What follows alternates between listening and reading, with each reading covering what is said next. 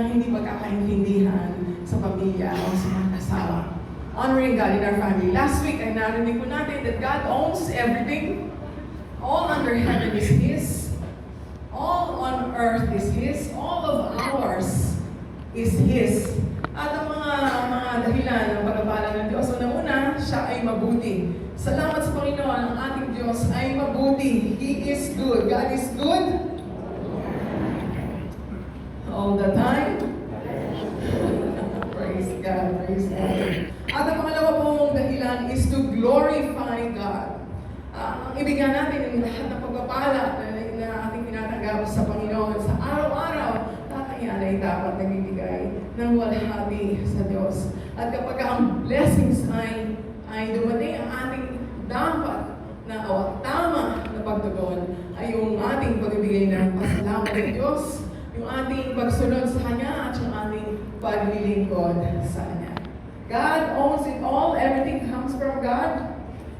At itong unang-unang dapat nating matutunan at unang-unang dapat nating maintindihan ng lahat ng ito, lahat na ibigay sa atin, lahat na nasa kamay natin, ay pag-aari ng Diyos. God owns it all. Nag-iiba ang point of view natin, pagkatama yung ating pag-iisip, na itong bagay na to ay hindi sa akin, ito yung sa Diyos.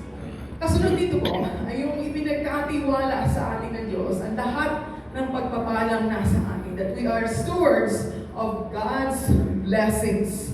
Today, titignan natin paano dapat na iniingatan ng isang Kristiyano o isang Kristiyanong pamilya ang mga pagpapala ng Diyos. Luke 16:10-12. Luke 16:10-12. He who is faithful in what is least is faithful also in much. And he who is unjust in what is least is unjust also in much. Therefore, if you have not been faithful in the unrighteous mammon, who will commit to your trust the true riches? And if you have not been faithful in what is another man's, who will give you what is your own? Kung ang lahat ay pag-aari ng ating Diyos, katungkulan natin na maging tapat tayo, tapat na tagapamahala ng kayamanan ng Diyos. Amen po ba? So, titignan natin ang katuruan sa salita ng Diyos tungkol sa pamamahala ng Kanyang blessings. Maiksi na po ang aking message. Huwag kayong mag-alala. Number 1, spend carefully. Mag-ingat sa paggamit o paggastos ng blessings. Luke 12:15, and He said to them, "Take heed, and beware of covetousness, for one's life does not consist in the abundance of the things he possesses." Sa Tagalog po, sinabi niya sa kanilang lahat, mag-ingat kayo sa lahat ng uri ng kasakiman, sapagkat ang buhay ng tao ay wala sa dami ng kanyang kayamanan. Take heed. Sa iba po na translation, watch out. So makikita natin na ito yung warning. It's a warning from the Lord. Ito yung isang babala. Kailangan tayong magbantay. At huwag tayong madaya sa pag-iisip na mas madaming meron tayo, mas masaya tayo. No, stuff will never make you happy. Talagang salungat sa mundo, sa salita ng Diyos. Sapagat ang turo ng mundo, the more, the better. The bigger, the better. Bigger houses, bigger cars, the best and the latest gadgets. Bigger, better, new. Yan ang palaging hinahanap sa atin ng mundo.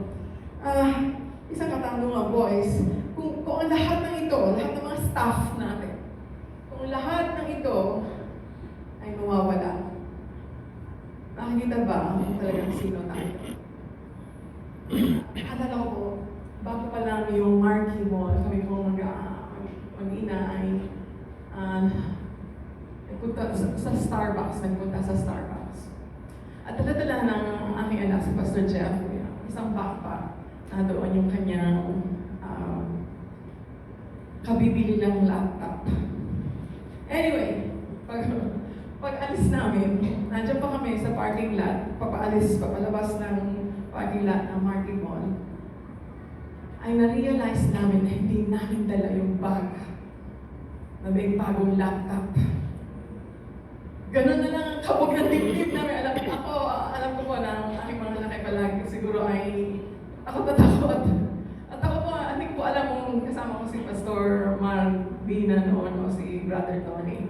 Ang aking po panalangin, habang kami nagdadrive pabalik, ay sinasabi ko, Lord, we love you more than that laptop. Mas mahal ka namin, Panginoon, kaysa doon sa laptop na yun. So whatever it is, Lord, mas mahal ka namin. Thankfully, thank you, Lord. Pagdating namin, natin pa yung backpack ng bata. Salamat sa Diyos. Pero kung mawawala ang gamit natin, kung mawawala ang mga yan, baka makita kung sino talaga tayo. Na hindi ko sinasabi na huwag gumastos o huwag bumili. Ang punto dito ay hindi ang mga iyan ang magbibigay sa atin ng galak. Amen po ba? Hindi yan magbibigay sa atin ng galak. We were made in the image of God. At ang mga bagay-bagay lamang sa mundong ito ay hindi sapat na tayo ay magkaroon ng kaganapan o buong kagalakan. Only God can fulfill our lives. Hindi yung laptop na yan. Only God can fulfill our lives. 1 Timothy 6:6-8. Now godliness with contentment is great gain, for we brought nothing into this world, and it is certain we can carry nothing out. And having food and clothing, with this we shall be content. Napagkakatiwalaan ba tayo ng Diyos sa mga pagpapalang ibinibigay niya sa atin? Are we managing faithfully what He has blessed us with? Are we able to glorify God with His blessings? Tayo po ba ay contented sa mga blessing ng Diyos sa atin? At yan ang matututunan natin ngayong umaga. Mag-ingat tayo sa ating mga blessings. Mag-ingat tayo sa mga pagpapalang ibinigay ng Diyos sa atin. Mag-ingat tayo sa paggamit ng mga blessings. For example, ikaw ba ay nagbabudget? Ako ay magiging practical ngayong umaga. Ikaw ba ay nagbabudget? Hindi ba kasi allergic sa salitang budget? Alam niyo, ang totohanan, dapat ang gastos ay may hangganan. Tama po ba? Hindi tuloy-tuloy ang gastos. May hangganan. Ubus na, tama na. Stop ka na. At huwag na huwag mong aabutin ang iyong credit card. May pagtitipid. Marunong magpatay ng ilaw kapag di ginagamit. Marunong gumamit sa mga gamit sa bahay o sa trabaho. Marunong gumamit ng mga ito sa tamang pamamaraan at sa hindi ito nasisira. Marunong magkumpuni ng mga konting sira sa bahay. Hindi hinahayaang sira. Kasi baka iba dyan isang taon na sira. Ay hindi pa nakikita, hindi pa nakukumpuni, no? Sa mga husbands. Mga gamit nandiyan nakatambak. Isang taon na, 2 taon na, dapat na siguro itapon. Repair it, maintain it. Ang mga gamit po natin ay kailangan ng maintenance. Hindi lang tayo nagre-repair. Nililinis yan, nilalangisan yan, pinapaservice para hindi masira. Ay na po ba? Iniingatan. Isang araw po ako pong, last Tuesday or Wednesday ako ay nagluto, nag-bake. At nabanggit ko po sa kasama ko sa bahay kay Nora na yung ginamit naming gamit na Pyrex na baking pan ay sinabi ko sa kanya, ito siguro ang pinakamatandang gamit ko sa bahay na iyon. It is back in the 1980s. Yung Pyrex pan na yun na nabili ko. Dami ko nang naluto. Dami ko nang na-bake sa Pyrex na yun. At sabi ko niya sa akin, kasi po, nasa pag-iingat mo ng gamit. Yes. Iniingatan na gano'n hindi bili ng bili. Kapag tumutulo ba ang gripo, nire-repair ba ako kaagad? Kasi gano'n hindi malaki ang bayad sa tubig. Marunong kumain ng leftovers. Marunong mag-recycle ng ulam, Mrs. Kahapon adobo, mamayang gabi, adobo rice naman.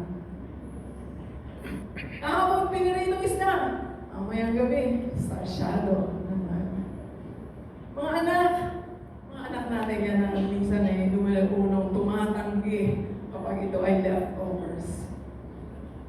Marunong ka bang magtanim nang sa ganun meron tayong pagkain sa araw-araw? Mabibili ba ang kailangan sa second-hand store?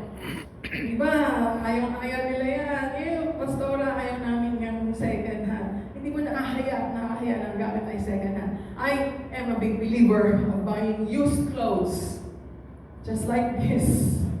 Ito po ay used. Hindi ko po alam kung second o third hand. Ay kung mga sinusuot kapag Sunday ay almost used clothes. Kung na kayo sa bahay, 80% ng gamit ko ay mga gamit na second hand.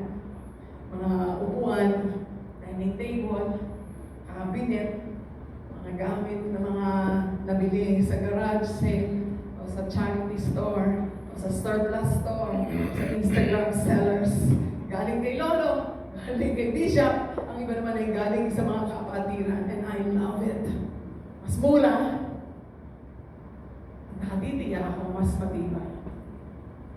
Pagkat ang mga gamit ngayon sa bahay, mga gamit na yari lang na hindi ko alam kung kahoy yun.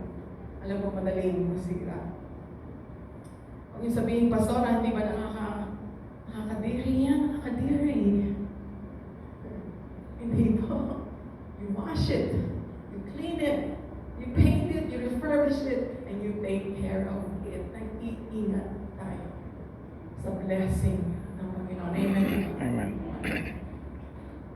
We are managing God's blessing, so we need to be careful how we spend and how we use these blessings. Amen? Amen. Pangalawa, una is be careful what we spend. Pangalawa po, save wisely. Matutong mag-ipon. Proverbs 6:6-8. Go to the ant, you sluggard, consider her ways and be wise, which having no captain, overseer, or ruler, provides her supplies in the summer and gathers her food in the harvest. Sa New Living Translation, sa Tagalog ko na lang po, babasahin. Tingnan mo, hanggang ikaw na tamong ubod ng tamad. Walang Kristiyanong tamad. Tingnan mo ang mga langgam, ikaw na tamong ubod ng tamad. Kung buhay niya ay masdan mo at nang ikaw ay mamulat. Kahit sila ay walang pinunong, sa kanila ay nag-uutos. Walang tagapamahala o tagamasid na sinusunod. Ngunit nag-iimbak sa pagkain, sa tag-araw, kailangan iniipon kung panahon ng anihan. Ang langgam, isang maliit na langgam, na maliit din ang utak. And yet God made this creature so wise that it knows how to save food for the future. Go to the ant. Tingnan mo ang langgam. Yan ang role model natin when it comes to working hard. Hard workers yung mga wala pa akong nakitang langgam na nagre-relax at nagbabakasyon. Pag nakakita kayo ng langgam sa bahay kasi nag-iipon ng pagkain. Tingnan mo ang mga langgam. Role model natin sa ating pagkilos. Role model sa pag-iipon. Masipag. Habang maganda ba ang panahon, ay nag-iimbak na para sa mga panahon na hindi na maganda. Si Joseph, na nag-interpret sa panaginip ng Paraon kung anong ibig sabihin ng 7 malulusog na baka. Ito yung panaginip ng Paraon. 7 malulusog na baka na kinain ng 7 payat na baka. At ang kanyang interpretation, 7 years of plenty. There will be 7 years of plenty and it will be followed by 7 years of famine. At ang payo ni Joseph, mag-ipon habang may ani. Church, saving demonstrates good stewardship. Mainam na tayo ay handa sa kahit anumang bagay. Handang tumulong, handa sa ministry, handa sa mga emergency, handa para din sa magbakasyon, handa kung may tag-ulan. Of course, may mga maling rason o dahilan sa pag-iipon. Kung ang rason mo sa pag-iipon ay dahil kayo natatakot magutom, natatakot mawalan, yan po ay mali. Hindi tayo natatakot. Tayo ay may Diyos na mabuti. At sa Kanya tayo magtitiwalain. Yan po ba? O kung ang dahilan mo ay nag-iipon ka dahil ikaw ay kuripot. Walang Kristiyano, kuripot. O ikaw ay madamot. Walang Kristiyano, madamot. Kasalanan ang pagiging madamot. Maingat, yes. Kuripot, no. Magkaiba po iyon. Kung ang iyong dahilan sa iyong pag-iipon ay dahil ikaw ay madamot. Mga kapatid, ang ating Panginoon ay napaka-generous. He is very generous. He even gave Himself on the cross for you and for me. Hindi dapat na ang ating, whatever we have, money, riches, whatever that is, hindi yun ang ating security. God is our security. Amen. Husbands and wives talk about saving. Mas konti-konti na. Amen po ba? If you are single, ako, mapalad ka. Save. Kung gusto mo mag-retire, malayo pa lang, nag-iipon ka na. Now na, pinakorting na. Okay lang yun. Tingnan po ba? Tingnan po ba ay nakikinig? Proverbs 21:20 from the New Living Translation. The wise have wealth and luxury, but fools spend whatever they get. Don't be a fool. Be careful how you spend money and be wise to save. Be careful spending and be wise to save. Pangatlo, avoid debts. Iwasan ang utang. Proverbs 22:7, the rich rules over the poor, and the borrower is servant to the lender. Noon, pag wala ka ng pera, wala na. Antayin mo ulit yung susunod na sweldo.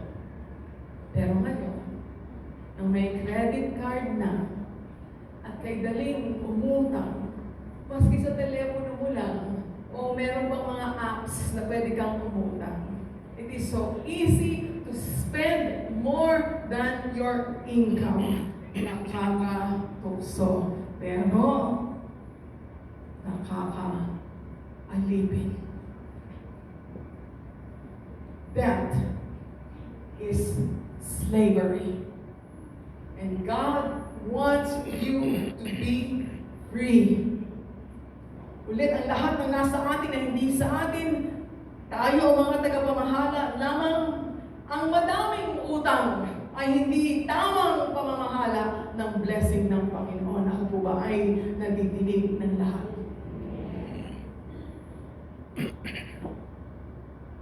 Kulang ba ang pagpapala ng Diyos sa iyo? Mali ba ang pagpapala ng Diyos sa iyo? I don't think so. Kung meron tayong tinig ng tama at mali, ang Diyos palaging tama. At ang mali, palaging tayo. Maaaring tayo ay mayroong mga maling priorities, mali ang desires, walang disiplina, ayaw magtrabaho, nabaon na sa utang, wala pong kulang sa pagkapala ng Diyos. Tayo ang sumusobra. Of course, may mga tamang dahilan ng pagkakautang. For example, ang bahay na binili at finance ng bangko.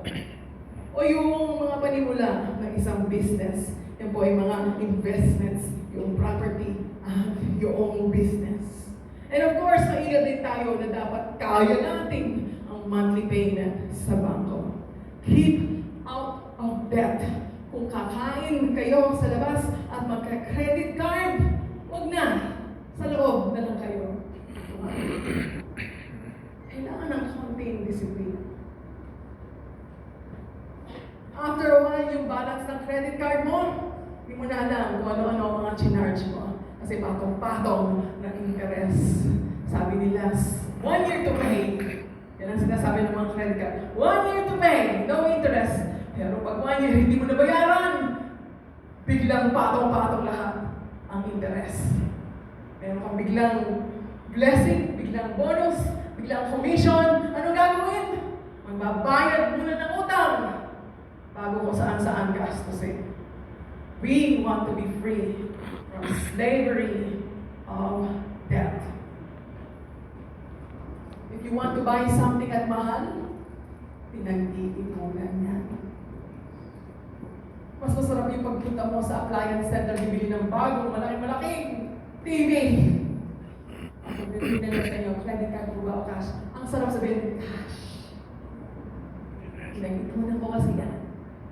Yung credit card, hindi masarap yan. Dahil palagi masama ang loob mo. Buwan-buwan kapag dumadating ang statement. Nasira na ang TV, binabayaran pa rin. If you are in debt, we will pray for financial freedom. Salamat sa Diyos kung may babagsak na 1 milyong piso sa bahay ng bawat isa. Pero salamat sa Diyos sapagkat siya ang bibigay sa atin ng lakas upang makapaghanap buhay at makabayad sa utang. If you are in debt, we will pray for financial freedom. But church, huwag niyo tinataguan ang pinagkakutangan ninyo. Amen po ba? Nandyan, nasa second OT. O kayo nasa second OT at pinagkakutangan natin dito sa main OT. Maski na pa konti-konti, nagbabayad ng utang. May sulit na amen po. And church, kung kayo naman ang nagpautang, please be kind and pray that God will bless lahat na may utang sa inyo. Pray for them. Amen. First time kong nangaral ng ganyan. Pangapa, put our hope in God and not in wealth. Sa Diyos tayo aasa at hindi sa kayamanan. 1 Timothy 6:17. Command those who are rich in this present age not to be haughty, nor to trust in uncertain riches, but in the living God who gives us richly all things to enjoy. Ang problema sa atin ay madali tayong umasa sa yaman. Kapag walang wala, hindi makatulog. Pero kapag meron mong pera sa bangko, tulog na tulog sa gabi. Ano ba lang buong buo ang kanyang paghaba na safe ang feeling mo. At minsan na nangyayari tuloy, we trust in that bank account. We trust in our jobs. Merong nag-aantay na kukunin o tatanggapin kapag kakinsenas. Mga kapatid, magtiwala tayo sa blesser. Hindi sa blessing. Nakakatulog tayo, maski madaming utang, nakakatulog tayo dahil alam natin ang Diyos na ating pinaglilingkuran ay nagpapahanap. Hindi nga tayo. Ang sabi ni Pablo, uncertain ang mga yaman na ito. Bakit uncertain? Bakit lumilipas? Bakit parang lumilipad? Ganyan ang paycheck talaga, every 15 days. Parang lumilipad. Madaling mawala sapagkat nowadays, wala tayong katiyakan sa economy ng ating bansa. Pati yung mga business, wala naman tayong talagang katiyakan. Pag may nasira sa bahay, madaling mawala ang inipon. Pag nagkasakit, lahat ng inipon ay naging nagagastos. Wealth is uncertain. Madaling lumipas ang mga yaman. Kasi bahagi ito ng mundong ito. Hindi sa mundong ito, temporary ang lahat ng bagay. Sa mundong ito, nasisira ang lahat ng bagay. Sa mundong ito, nasusunog ang lahat ng bagay. Alam niyo, isang araw, we will lose everything. And we will lose everyone. Lahat ng ating hinahawakan ngayon, isang araw, tatawagin na tayo ng Diyos. Lahat ng yan, ay iiwan natin. Lahat ng pinag-aabalahan natin, ay iiwan natin. We age, we die, that is life. Ano ang ating galak? Napakasil lamang sa mga bagay-bagay na tinatawag natin sa atin. Maski na ang galak natin nakabase sa ating pamilya o sa ating lakas o anumang ini-enjoy natin sa araw-araw. Sobrang lungkot kapag mawala sa atin ang mga ito. Dapat natin maintindihan ang ating pagtitiwala sa Diyos. Hindi sa blessing. Hindi sa yaman, hindi sa bank account. Hindi sa lakas ng katawan. We put our hope in God, who is the giver of everything. Sa pamilya, sa mag-asawa, magkasundo sana ang lahat. But we want to honor God in our family.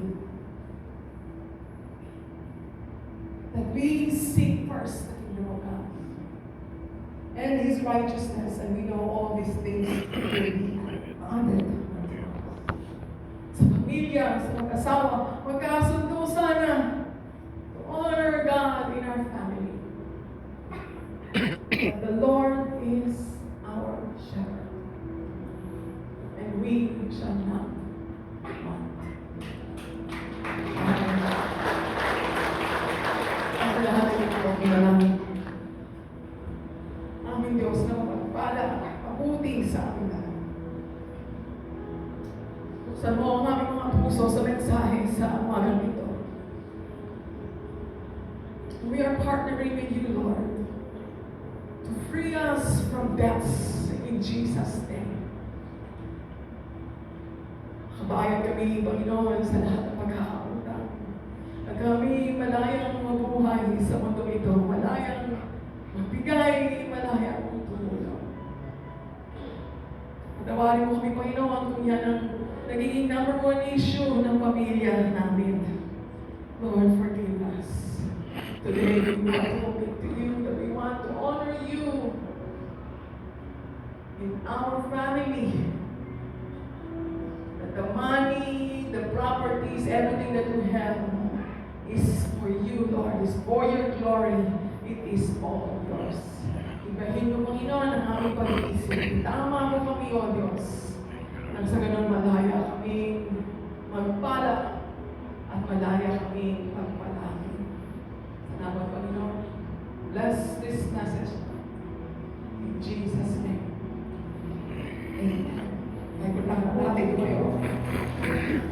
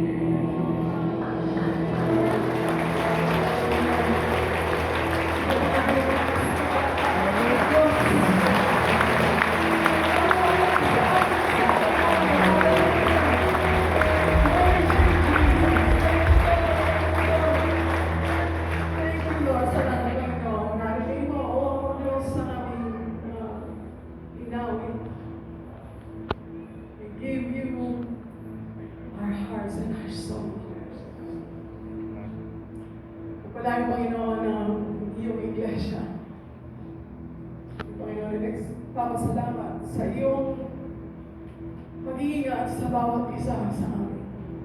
Sa nakaraang linggo, Panginoon. Thank you, Lord, for your protection. At tulungan mo kami, Panginoon, na magkaroon ng mga puso na ibig na tumulong sa kanilang nangangailangan. Thank you, Jesus. Thank you, Lord. Ingatan mo, Panginoon, ang bawat isa sa buong isang linggo. Sila, Panginoon, ang mga may karamdaman sa pangalan ni Jesus. Para, Panginoon, kay Teresa, Calma, Simeon Cristobal. Para, Panginoon, kay Trinidad, Caricativo, kay Pastora Ricky Chan, in Jesus' name. Father, heal them, Lord, in Jesus' name. Buong kagalingan, buong kagalingan. Salamat, Panginoon. Ikaw mo nga, ibigay mo nga sa bawat isa sa amin ang iyong pagpapala sa araw-araw, Diyos. Makilala namin ang lahat, Panginoon, ay galing sa iyo. Ibigay mo sa iyong mga anak, Panginoon, ang iyong kagalangan.